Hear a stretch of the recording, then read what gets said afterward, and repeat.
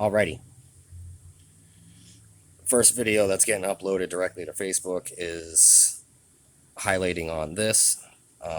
If you watched it, awesome. Everything else was just in the background. This video is going to go over a few things with designs on magnet fidgets, a theory of mine, or maybe it's not even a theory of mine. Maybe it's just common sense and common knowledge to most makers and designers. And, I then sound like an idiot. But this video is actually geared towards the designers and makers of these products. I want to bring out a couple of things I've noticed during use.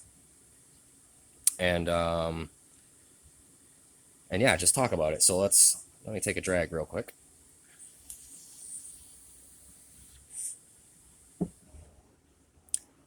Excellent. All right, let's get right into this. First off, there are the sliders that have ball bearings, and I'm not going to separate it because I don't have anything to catch the balls if they fall off the track, but they have ball bearings in a track. If it's a multi-track, singular track, different directions cut into it, whatever, if it's running off of ball bearings, you never have to worry about how smooth the operation is, ever, because your contact area with the magnets, there is no contact area. There is no metal on metal. It is riding on a tiny space made by those ball bearings that sit inside that track. So if simplicity and smooth running and never binding and all that good stuff is your main concern, then this is the type of slider you might enjoy. We are going to go right into, and then this is a Magnus Toad. That was an NJT hand power Zerk slider. This is a Toad in brass with the standard brass plates. And actually, it's behaving pretty smoothly right now. Anyways, oh, almost dropped it again. So with the brass plates, I like all of the patina metals, the designers that are doing the patina metals for the contact points or the entire thing, because naturally copper, bronze, and brass is a little bit smoother in function and action than stainless steel and titanium and zirconium, I believe, although zirconium is definitely much harder. That's a huge step for heading into perfection when it comes to these magnet sliders, I believe.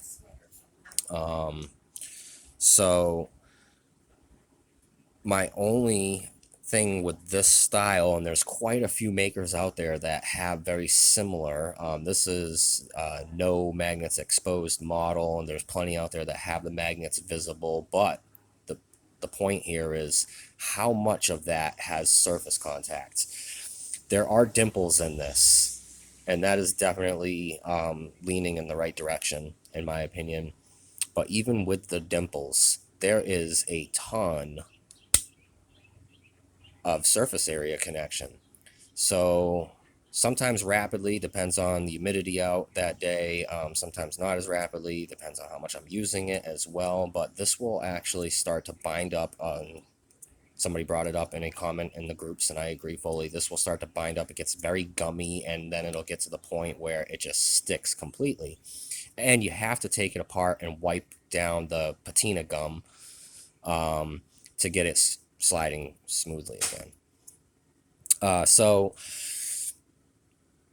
there's really nothing else I can say as far as the heavy full surface plate on plate contact points, because it's going to happen with, I think, any design. At least that's what I'm hypothesizing here. It's going to happen with that amount of metal contacting each other. The same design can be done in like zigzag channels, or something can be cut into it to provide a lot of dead space, and I think that would disappear completely. You would almost never have to worry about a binding issue.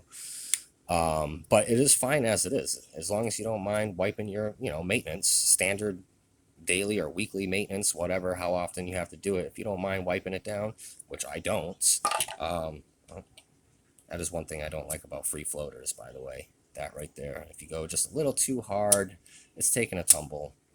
But anyways, back to the actual function. Um,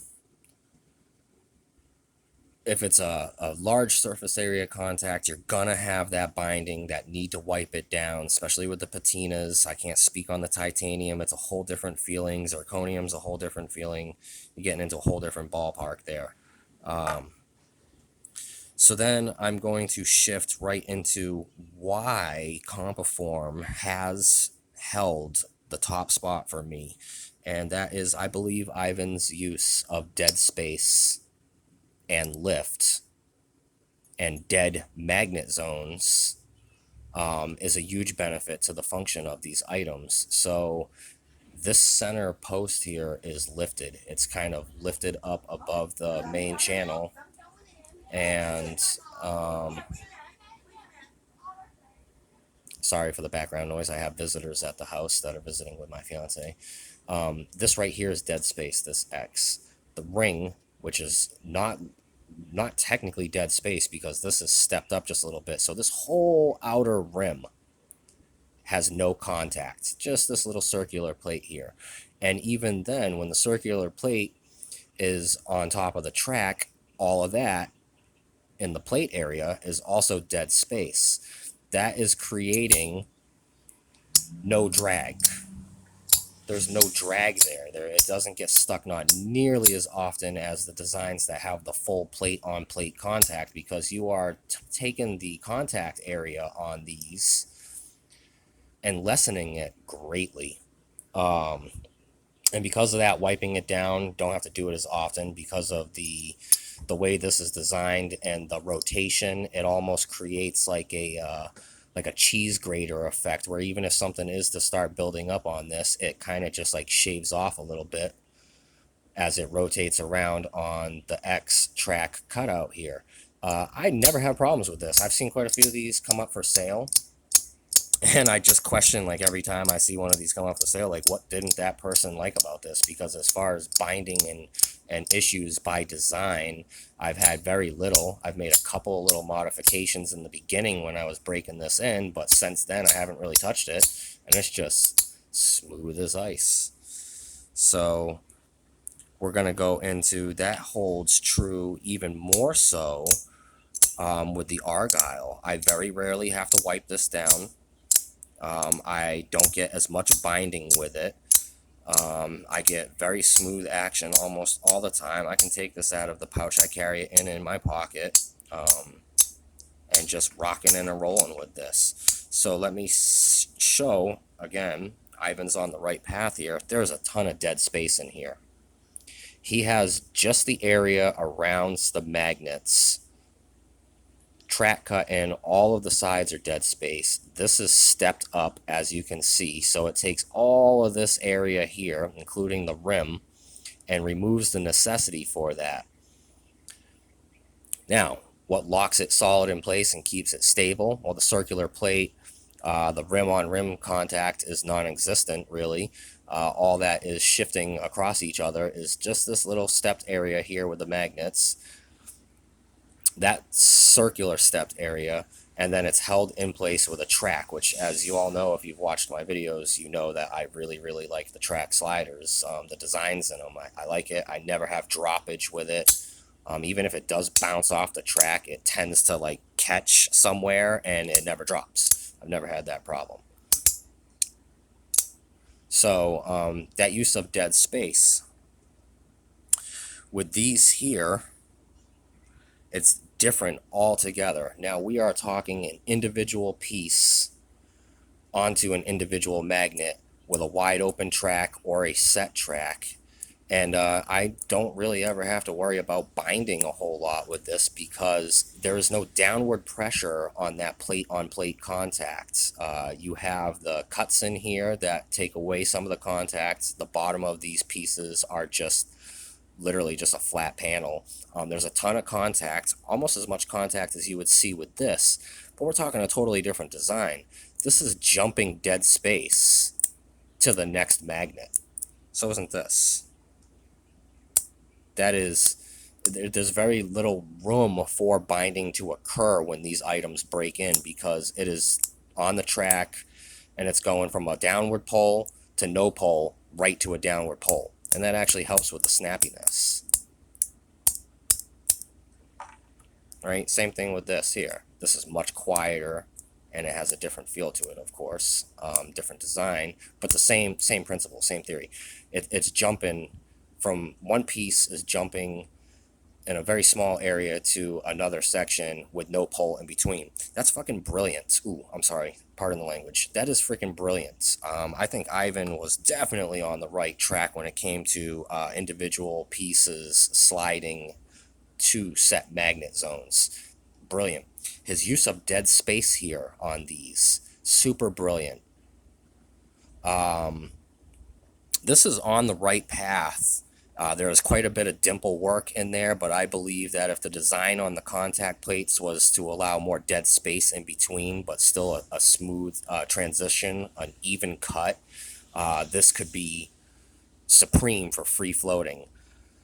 I love it, but free floating is not my most favorite style, just because, as you saw earlier in this video, it hopped off while I was talking and fell onto the table. Now imagine walking down the road and it hops off by accident and takes a 4 or 5 foot drop down to pavement. You've just dinged this all up and caused visual eyesores. Which, if you don't mind that type of thing, cool. I'm OCD a little bit, so that type of thing bothers me. Now I'm going to go even further with Ivan's ideas on this and his dead space and his no pole zones for the magnets. And a huge shout out to Compaform and the designs here, just phenomenal. This is a Lego slider. David Herman makes these. As you see, it is just a post with a magnet in it, and all the area around each one of those posts is dead space. There's going to be noise. I have company coming out again. I'm sorry. I apologize. This is not normal for my videos. And this video is totally on the fly. No notes or anything. So there's a ton of dead space in there, as you can see. That dead space translates to like the most ridiculously smooth action you can possibly think of. It's just there's no way it's going to bind. And I know this is different because it's plastic versus metal, but plastic is still going to grind on each other. It's still going to want to bind up, if not worse than metal. And what prevents that from happening is I believe all of that dead space in between the magnets. So if you were to do a free floating magnet slider where it was to ride just off of the rim of the slider as its main base, or ensurety that there's no droppage, or I don't know how to describe it. I'm not good with like engineering or metalworking technical terms, but if you had an outer edge that was fairly thin but supported itself across the entire design, and did all of your magnets, let's say you did 3 magnets on this side, 3 magnets on this side, 2 rows, or 4 and 4, and it was just the posts. Imagine the track and the bar are not there. And it was just the post, in theory, because of all of that dead space and just the metal poles coming up into that dead space holding the magnets, like the Legos and like the track slider here, you would have very little binding, because you are taking away so much metal on metal contact. And I think for this fidget to progress, makers need to start incorporating in different ideas to kind of move it forward. And I truly believe that if you were to take basically a Lego inside contact point type of thing with all that dead space and do your outer design however you want to do it, you would have a non-binding, non-gummy, or at least gumming up very, very little compared to some of these other things.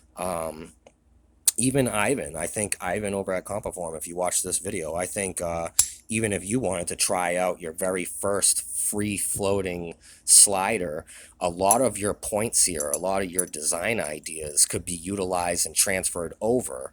If you were to do like this style of side, almost two sides, um, full running, then you would have yourself a product on the market that is very much like the free floating sliders, which there are tons of these on the market. I mean, there's at least 6 or 7, I think, companies that I've seen, including a bunch of Etsy shops, a bunch of private owned and home run that are doing brass and copper, um, free floating or free range sliders. So I just wanted to talk about that. I know this is kind of a ramble video. It's that's my MO, guys. I'm a rambler. I don't take notes. Again, I say that in almost every video. I just free wing it. Maybe there's a few points that I really wanted to bring up, and now that I got into the video, I can't remember if I already brought it up or not, and that's the downfall for my style of videos. But if you're looking for something with no metal on metal, ball bearing track like this, it's never gonna bind. Ever. If you drop this, however, you're going to have little ball bearings that you're never going to find. But you never have to break it down really and clean it, because the track and balls just allow for it to always remain smooth, because none of that metal plate is contacting. It's almost impossible to see, but you can kind of see light gleaming through there a little bit. Can I get it to focus better? You can see the light in there. So there's no contacts. If you don't like internal pieces, or if you drop it losing stuff, then you'd be looking at a better range of motion with something like this. And I think this could be perfect for a free floater if the contact points were modified just a little bit more and there was a little bit less contact on contact between the two plates. Just a little bit. This is definitely, I mean, compared to what I see out there, this one caught my eye. I like the minimalist type of look to it. You don't see the magnets. That was a brilliant little jump there. I like that. And I think this is on the track for greatness. But I would really like to see a maker or designer come out with something for a free floater that incorporates some type of design where it's just posts with a lot of dead space in there. And I think they'd really have something nice there. I could be wrong. I'm not a designer. I'm not an engineer, or whatever the type of work involved in creating these is classified as. I'm not even a very super smart person, as you can tell by the way I talk in my videos. I am a street person. I got street smarts more than scientific smarts. But so yeah, that's my theories. That's my breakdown. That is a visual representation on how different items are going to function. And also a highlight and another shout out to Ivan, the owner over at Compaform. If you watch this, brother, I think you really are on the right path with your ideas, your use of dead space, and your individual slide tabs through dead zones to the next magnet. That's what makes your stuff so enjoyable to me. I carry at least one, if not 2 or 3 Compaform items on me every day, outside of work like today, inside of work. It doesn't matter. I got coworkers that comment on my stuff. Just well loved. I really love it. I love this as well. I love the Magnus Toad here. I love my NJT. I love my Lego. Shout out to them, Magnus, NJT, and David Turman. If you haven't seen these, hit him up. He is on the group. If you put in David Turman, he should show up on a populated list for the ats inside the group. Send him a message and he can make one of these up. They're fairly cheap. They're very nice. The only thing I did different to mine was I went over the magnets with a little bit more of my own super glue, just to make sure that they never fell out. Does it look the greatest? No, it was much cleaner when I first got it, but I just wanted to put a little bit of added security on those magnets. So there you guys go. Another, oh my god, I'm so sorry. Another 20-minute video where maybe you learned nothing. Hopefully you did. Hopefully some of the makers watched this video and you got a couple of tips or points, or maybe something you didn't think of yet. And it'll give you some new ideas to roll forward with some new designs. Magnus, Compaform, NJT. all the other companies that are out there. I'm going to do a huge shout out real quick before I end this video. I like Unquiet Hands. Tom did a rocker that will never bind. In theory, that is a never binding, perfect idea. He was the first one to do that, I believe, and I actually look forward to getting one of those when they hit the secondary market because I totally missed the two drops on it. If one pops up, I'm definitely going to pick it up on the secondary market unless he does another drop first. That's a brilliant idea because it is just a magnet, similar to this type of idea. It is just a magnet snapping back and forth to two set magnet zones with the dead space in between. Never going to bind, and if you like the rocking or the mechanical switching back and forth, it'll be great for you. I like that style. Oh crap, I didn't bring out the V2. I like that style of switching back and forth, so I know I'm going to love it. Can't wait to get one, honestly. And yep, over 20 minutes. I'm ending the video right there. If you guys have any questions, just hit it down below. If I missed something, I'm sorry. I wing these. I'm a winger. Peace out.